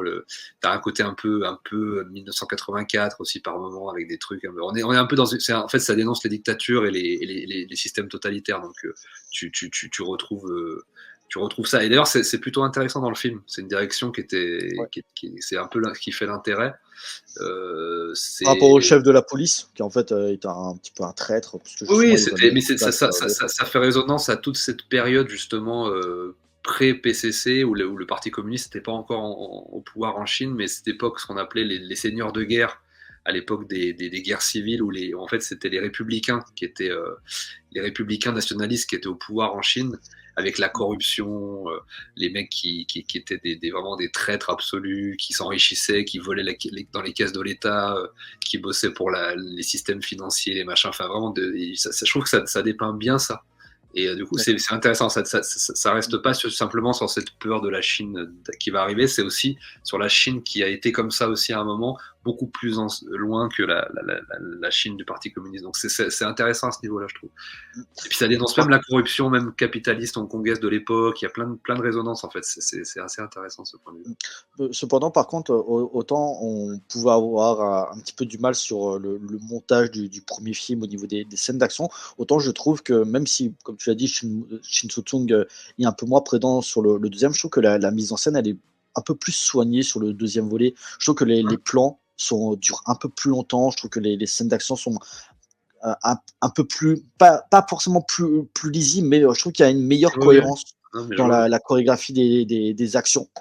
Bah, moi, je le trouve moins impactant que le premier, mais effectivement, il est plus sage et tu sens plus soigné, mais moins fort. Tu sens qu'ils ont voulu prendre des risques en termes de thématique, mais pas forcément en termes de mise en scène ou de production design. D'ailleurs, ce qui ressort beaucoup, moi, je trouve, du film, c'est encore une fois vraiment ce qui sautait à la gueule du premier, mais en plus du premier, t'avais d'autres choses, mais dans le 2, ce qui ressort vraiment pour moi, c'est la production design, la photographie, tu vois, le cara design, tous ces trucs-là. Il y a des trucs, des compositions de plans qui sont très très beaux. Moi, il y a des trucs très très beaux. Mais c'est vrai que globalement, le film, moi, me fait un peu chier. Je suis pas très fan du deuxième. Je le trouve pas catastrophique, mais je le trouve un peu inutile en fait. Et moins gore aussi, hein. Moins gore. Moins gore. On n'est pas vraiment dans le même type de film. On est dans le même. C'est une suite, mais on est dans. C'est intéressant aussi ça. Le design des héroïnes aussi change beaucoup. D'ailleurs, elles ont pratiquement plus le côté super héroïque. C'est encore autre chose. Moi, je trouve le design de Maggie Cheung moins intéressant dans celui-là. Je l'aime pas le côté. Mais après, c'est bien parce qu'ils ont fait une suite qui se passe des années plus tard, donc fallait un peu démarquer visuellement. Je trouve que visuellement le personnage de Michelle Yeoh, c'est celle qui m'intéresse le plus. Mais après, son personnage est vraiment réduit au minimum. Dans le film, elle a vraiment un rôle presque secondaire dans mon souvenir. En plus, ils se permettent désolé de spoiler, mais ils se permettent de la tuer. Il y a beaucoup de personnages qui étaient importants dans le premier qui la meurent, hein, clairement. D'accord, et donc tu veux spoiler ça? Bah oui. Alors moi, cette scène, je la trouve, mais je dis, mais pourquoi vous faites ça? Enfin, à quoi ça sert? Parce qu'en plus de ça, vous la faites mourir, mais à la fin du film, enfin, les deux héroïnes ont sauvé la gamine, machin, et puis elles repartent en chantant presque, mais comme si leur pote avait. Enfin, je trouvais ça, j'ai dit, ah ouais, là, c'est vraiment du foutage de gueule, quoi. Elle est morte, c'est comme si, je sais pas, Robin dans Batman mourait, ou, enfin, c'est un truc normalement tragique, et la tragédie dure 3 secondes et demie. 2 minutes, hein, même pas, ouais. Après, elles reprennent leurs esprits, elles se battent, elles tuent le méchant, elles sauvent la gosse, et puis après, elles partent en faisant des blagues, presque limite en se. Alors après, oui, ça, c'est aussi typiquement de Hong Kong, parce qu'il y a ce truc un peu où il faut aller vite, où tu vois, il y a un peu des trucs un peu rushés, mais là, c'est vraiment abusé. C'est-à-dire que là, c'est. Même pas une scène d'enterrement, je sais pas. Ouais, il y aurait. Où tu finis de manière plus solennelle, effectivement, tu finis de manière plus sobre, tu lui fais un hommage, effectivement, mais voilà, ça, c'est pas possible, pardon. Ça, je peux pas l'accepter. Ça a beau être Hong Kong, on est là pour s'amuser, machin. Parce que le problème, c'est ça, c'est que le film, en fait, là, est beaucoup plus sérieux que le premier. Le premier était vraiment un comic book, divertissement, film de super-héros avec plein d'influences. Le deuxième, c'est un film post-apo, entre le post-apocalyptique et puis le 1984 d'Orwell, quoi. C'était un peu entre ces deux. Le premier Mad Max, même. Ouais. Mais pas trop. Ouais, c'est ça. Et du coup, quand il y a des scènes de comédie ou des trucs un peu ou que le personnage de Michelle Yeoh meurt, en fait, non, tu te dis, mais non, vous pouvez pas faire un truc aussi sérieux sur le fond et puis traiter ce personnage comme un truc. Mais non, c'est un des personnages principaux avec Trio. Et moi, ça m'a fait halluciner. J'ai dit, mais pourquoi ils font ça? Et pourquoi? Alors c'est très impressionnant, il prend en plus il la dézingue, mais vraiment façon puzzle, quoi, il l'éclate. Visuellement, c'est extraordinaire, mais t'as envie de dire, mais t'as pas envie que ce personnage meure comme ça.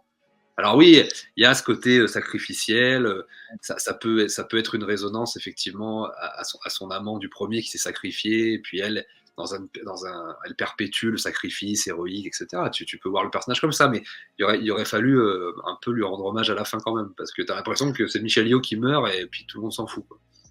C'est ça. Surtout qu'en plus, avant, justement, on parlait du personnage de Maggie Chung qui a une sorte de relation amoureuse avec, Ouais, le avec Lo personnage de Lo Ching-kwan. Justement, la scène où ils sont en train de chercher une source d'eau et qu'ils n'arrêtent pas de se dire ouais, en fait, tu me plais aussi, ah, moi aussi. Les scènes m'ont fait rire. Et puis, il se passe un moment. Désolé de spoiler parce que justement ça va amener un petit peu mon propos, c'est que il se fait tuer en plus d'une façon assez ridicule, hein, genre il se fait coincer par une porte sous l'eau, en fait il essaie de les rejoindre et d'un coup il se fait clairement écraser, et là vraiment pendant 2 minutes Maggie Chung et la fille d'Anita Mui, vraiment ils sont en train de le pleurer, non il est mort et tout ça, on peut pas les récupérer, vraiment il pousse à fond vraiment la mort du personnage.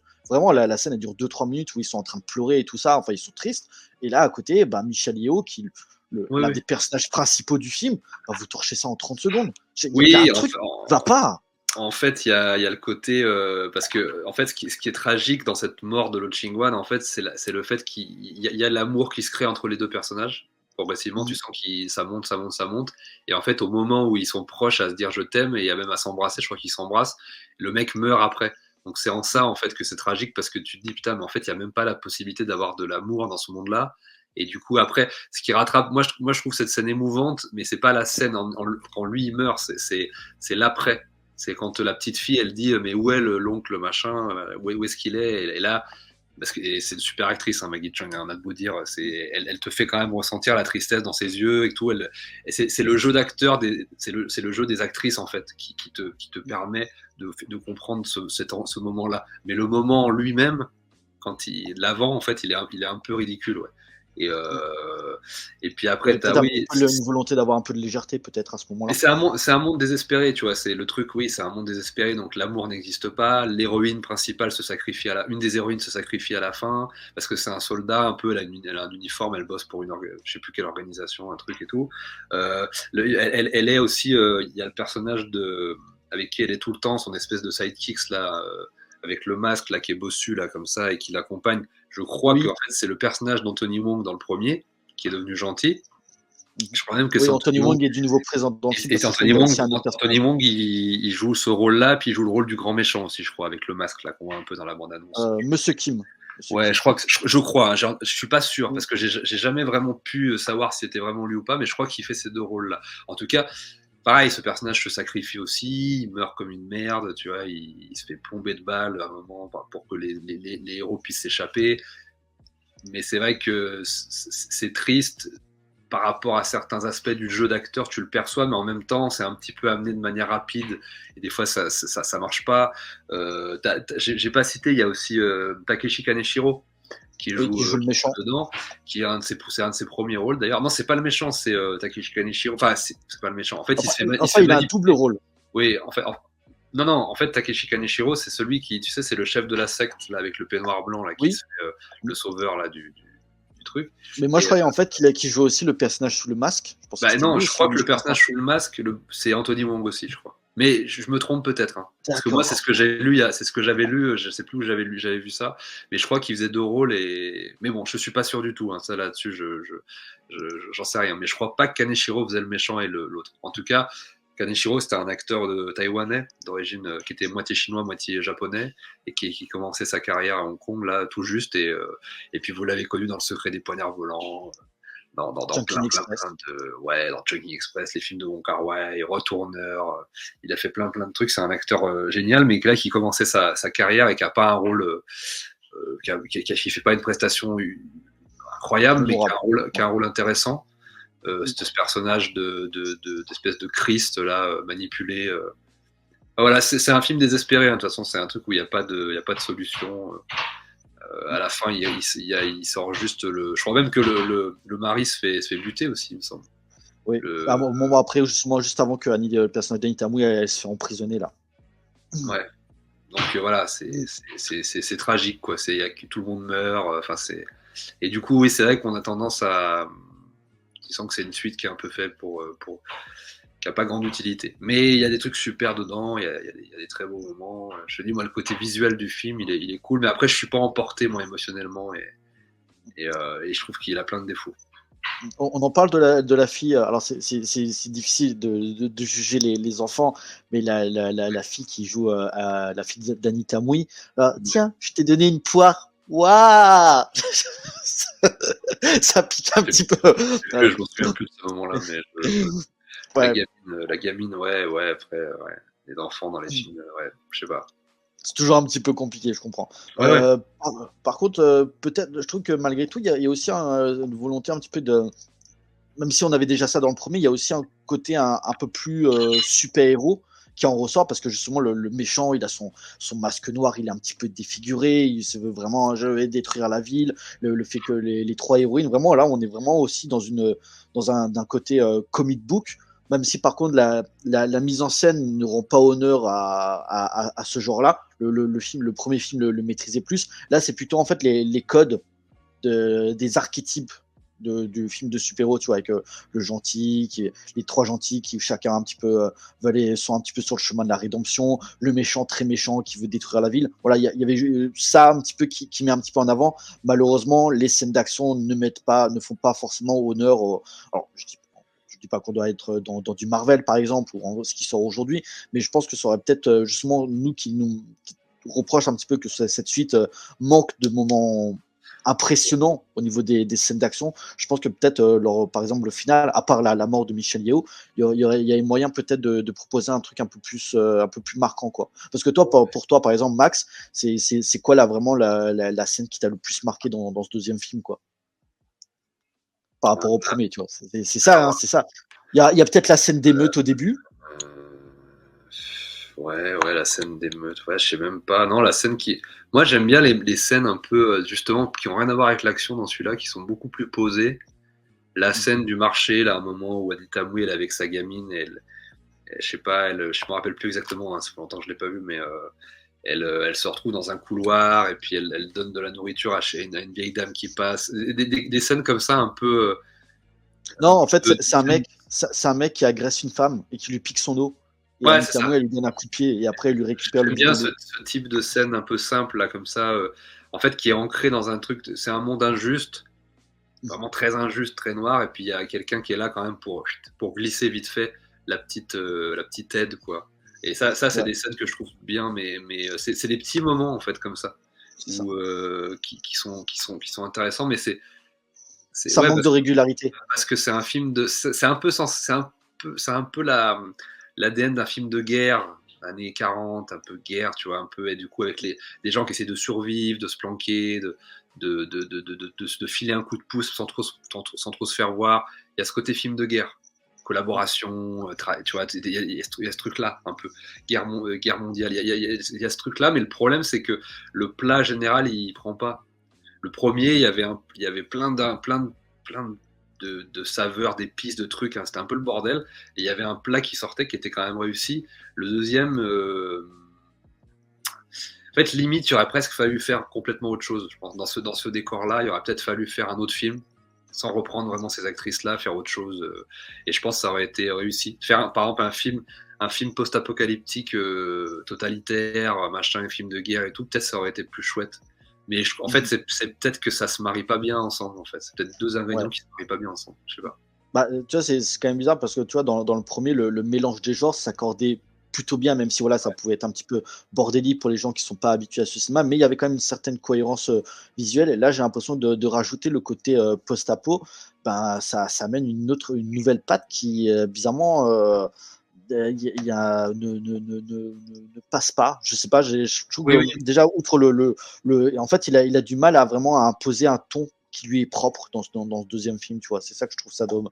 Oui. Dommage. Il y avait moyen vraiment de beaucoup mieux exploiter le truc. Il a un potentiel, mais En fait, qui ah, c'est un film, je te dis, ouais, en fait, c'est très plombant dans le thème, parce que le post-apo, et puis le film de guerre, le film totalitaire, machin, là, c'est plombant, quoi. Et en même temps, par moment, t'es quand même dans Heroic Trio, donc ça veut dire du combat, du kung-fu, des gags, des excès, et peut-être que c'est deux mondes qui se marient pas bien, en fait. Et ça, parce que c'est trop plombant comme univers. Le premier, il avait l'intelligence d'être dans deux trucs de divertissement, le wuxia, le super-héros, et puis d'articuler plein de petites influences autour. Là, c'est deux trucs qui vont peut-être presque pas ensemble, en fait. C'est peut-être pour ça que c'est peut-être trop éloigné au niveau de du cœur de ce que ça raconte. C'est trop éloigné au niveau du ton et au niveau des genres, je pense. Mais après, il y a des trucs qui restent intéressants dedans. Ça reste une suite honorable, hein, on va pas non Ouais, plus ouais. cracher. C'est raté, mais voilà, c'est ça. Ils s'en sortent quand même avec les honneurs. Il y a des gens qui considèrent que c'est une véritable purge infâme. Moi, j'irai pas jusque-là non plus parce que il y a encore le côté visuel du premier. Il y a plein de trucs. Je trouve les costumes sont très chouettes. Les costumes des méchants, le costume du méchant. Il y a plein de trucs super cool au niveau. C'est vraiment ouais, la photo, le design, ça ressort bien, je trouve. C'est un truc qui ressort, qui sauve le film, en fait, je trouve. Ouais. Bah, moi, comme je te dis, moi je trouve que vraiment le côté, ce qui en ressort vraiment, c'est la dimension là, un petit peu amoureuse entre le personnage de Maggie Chung et le personnage de Lo Ching-Wan qui vraiment m'a beaucoup plu.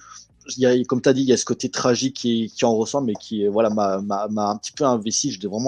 Ça me faisait chier parce que vraiment le personnage commençait vraiment à l'apprécier et de plus le voir à ce moment-là. Mais t'as raison, en fait. T'as raison. En fait, c'est un film qui aurait gagné à durer 30 minutes de plus parce qu'en fait, tu t'intéresses pas au combat. Non, mais presque, tu vois, c'est des films de. Si tu fais le truc bien, comment expliquer? Tu développes bien les rapports entre les personnages, tu les fais vraiment, tu vois, amener ce moment, la tragédie. Tu vois, c'est ça aussi. Ouais. C'est-à-dire que là, ça va trop vite. Il faut mettre des trucs de divertissement, de machin, donc c'est un peu compliqué, tu vois. À la limite, le film a au moins le mérite de nous mettre Anita Bui, Michelle Yeoh et Maggie Chung dans un bain. Ça, c'est vrai. Quand même. Oui. Après, le cinéma, c'est aussi ça. C'est aussi de bien savoir filmer les femmes et de les mettre en valeur. Hein, et les belles femmes. C'est aussi ça, le cinéma. Donc, c'est oui. Et puis, visuellement, en termes de tableau, c'est très chouette. Ouais, c'est vrai. Bah écoute, on est à 1h30 à peu près. Je te propose qu'on va conclure un petit peu avec ça. Si tu avais un petit peu un message à donner pour les gens qui, même si on en avait déjà dit un petit peu avant, mais pour les gens qui voudraient découvrir Heroic Trio et sa suite Executioner, voilà, quel argument tu donnerais un petit peu pour les gens qui nous écoutent en une phrase, hein, clairement. En une phrase, ouais, ne vous fiez pas ne vous attardez pas sur les détails qui peuvent paraître compliqués dans dans cette industrie-là. Mais voilà, si vous aimez le grand spectacle et les influences multiples et un plat qui réussit, vous allez aimer. Surtout qu'en plus, on était encore vraiment dans cet âge d'or du cinéma, ultra créatif. Et puis, ça va être d'une créativité, des trucs que vous avez jamais vus ailleurs. Enfin, des trucs que vous avez déjà vus, mais qui vont être là reprises pour faire complètement autre chose. C'est très vivant, voilà, comme cinéma. Et puis, surtout, je vous conseille surtout le premier et le deuxième, si vous avez vraiment, vraiment aimé le premier, qui peut être un petit bonbon pour la suite, voilà. Une proposition différente, mais qui néanmoins un petit peu pertinente sur certains thèmes. Bah écoutez, c'est ainsi qu'on va conclure cet entretien ciné. Et d'ailleurs aussi, j'en profite également pour les gens qui veulent le découvrir, c'est que il y a pas longtemps, si je dis pas de bêtises, c'est Carlotta qui vient de sortir le coffret Blu-ray Steelbook avec Heroic Trio et Executioner. Donc si vous voulez, justement, bah, ça tombe bien, n'hésitez pas à vous le procurer si vous avez envie de découvrir ces films. Donc, je rappelle, Heroic Trio et Executioner, deux films co-réalisés par Johnny To et Shin Soo-tung. N'hésitez pas à les découvrir si ce n'est pas encore fait. Encore merci, Max, pour cet entretien ciné. C'est toujours un plaisir de t'entendre parler cinéma asiatique parce que, à force de te connaître, hein, je sais très bien que tu réponds présent quand il s'agit de traiter d'un sujet sur ce cinéma. Donc encore merci à toi d'avoir été présent. Merci à toi surtout. Bah écoute, pareil, plaisir partagé. Pour nous, bah écoutez, on va se retrouver bientôt pour une prochaine vidéo. Il y a encore beaucoup de vidéos qui vont arriver, beaucoup de live aussi jusqu'à la fin de l'année. Donc d'ici là, portez-vous bien, allez voir des films. Ciao.